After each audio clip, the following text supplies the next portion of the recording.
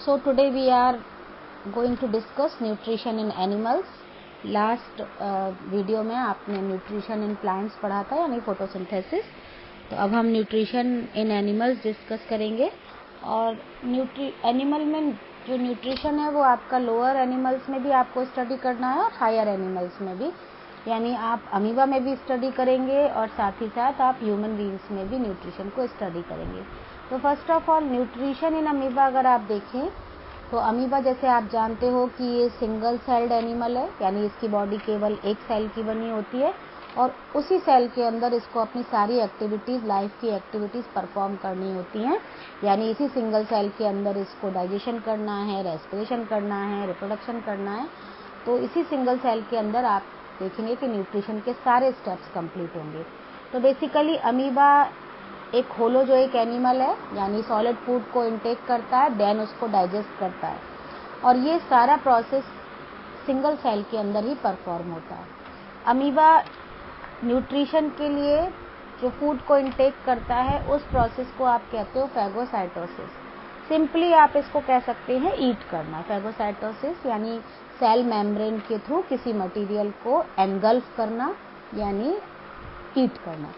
तो फैगोसाइटोसिस के प्रोसेस से ये फूड पार्टिकल को अंदर लेता है और कैप्चर करने के लिए फूड को कैसे कैप्चर करेंगे। आपके पास हाथ है, आप हाथ से खाना खाते हो, यानी हाथ से आप फूड को माउथ तक ले जाते हो, लेकिन अमीबा के पास कोई हैंड्स नहीं है। तो अमीबा कैसे फूड को कैप्चर करेगा?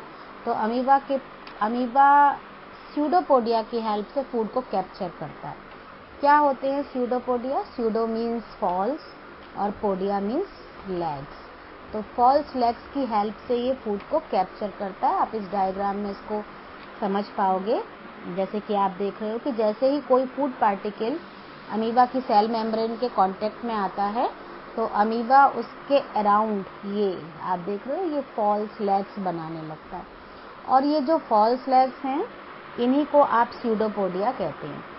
और ये इस स्यूडोपोडिया इस फूड पार्टिकल को कवर करना स्टार्ट करते हैं और धीरे धीरे इसको एनसर्किल कर देते हैं, यानी इसको अंदर ले लेते हैं और अंदर लेकर के ये पूरी एक वैक्यूल बना देते हैं। यहाँ आप देख रहे होगे, this is called food vacuole. और इस फूड वैक्यूल के अंदर डाइजेस्टिव एंजाइम होते हैं जहाँ की ये फूड को डाइजेस्ट करता है। और डाइजेस्ट करने के साथ जैसे ही फूड डाइजेस्ट हो जाता है तो फूड लिक्विड फॉर्म में कन्वर्ट हो जाता है। सो ये यहाँ से सारी बॉडी पार्ट्स में डिस्ट्रीब्यूट हो जाता है with the help of diffusion. Diffusion आप 9th में पढ़ चुके हो। 9th में आपने पढ़ा था कि जो मटेरियल है वो हायर कंसंट्रेशन से लो कंसंट्रेशन की तरफ मूव करने लगता है और तो उसी डिफ्यूजन के प्रोसेस से पूरी बॉडी में ये फूड डिस्ट्रीब्यूट हो जाता है। देन जो वेस्ट मटेरियल है, यानी जिस पार्ट को वो डाइजेस्ट नहीं कर पाया, that waste material is expelled out of the body through this plasma या सेल मेम्ब्रेन। प्लाज्मा मेम्ब्रेन भी कह सकते हैं और सेल मेम्ब्रेन भी कह सकते हैं। So this is the complete nutrition in amoeba. अब हम न्यूट्रिशन के स्टेप्स पढ़ेंगे कि न्यूट्रिशन किन किन स्टेप्स में कंप्लीट होता है।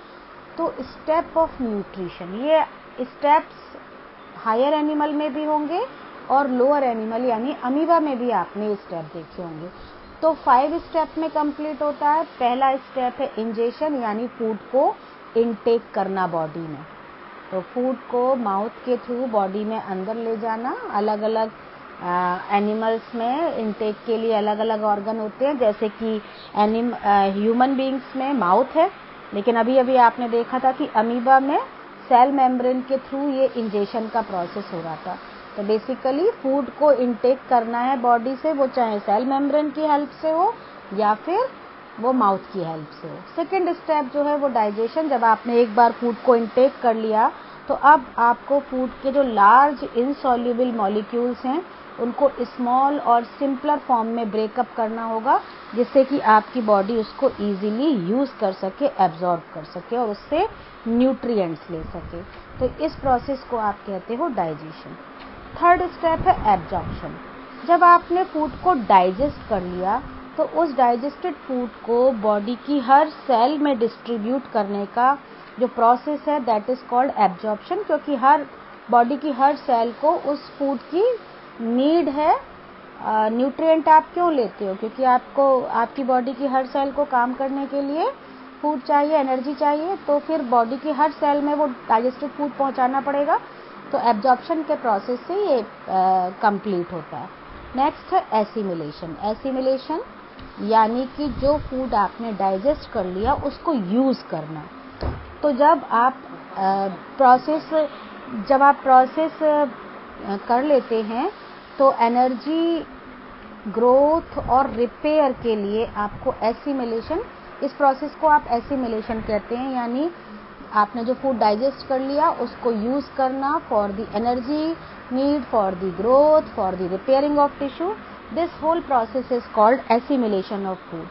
नेक्स्ट जो लास्ट स्टेप है आपका वो है इजेशन। इजेशन यानी जो अनडाइजेस्टेड, जब आप फूड को डाइजेस्ट करते हो तो सारे पार्ट को आप डाइजेस्ट नहीं कर पाते हो, कुछ पार्ट अनडाइजेस्टेड रह जाता है। तो उस अनडाइजेस्टेड पार्ट को आप बॉडी में बहुत देर तक नहीं रख सकते क्योंकि इट बिकम्स टॉक्सिक, तो इसको आपको बॉडी से रिमूव करना पड़ेगा। सो इस अनडाइजेस्टेड फूड पार्ट को बॉडी से रिमूव करने का process that is called egestion. So don't confuse in ingestion and egestion. जैसे आप देख रहे हो दोनों की स्पेलिंग में फर्क है ना। इंजेशन और इंजेशन मीन्स फूड को इनटेक करना, जबकि इजेशन का मीनिंग होता है फूड को एक्सपेल आउट करना। सो आई थिंक सो कि आपको समझ में आ गया होगा। तो नेक्स्ट टॉपिक में हम nutrition in human being study करेंगे। That's all for today. Thank you.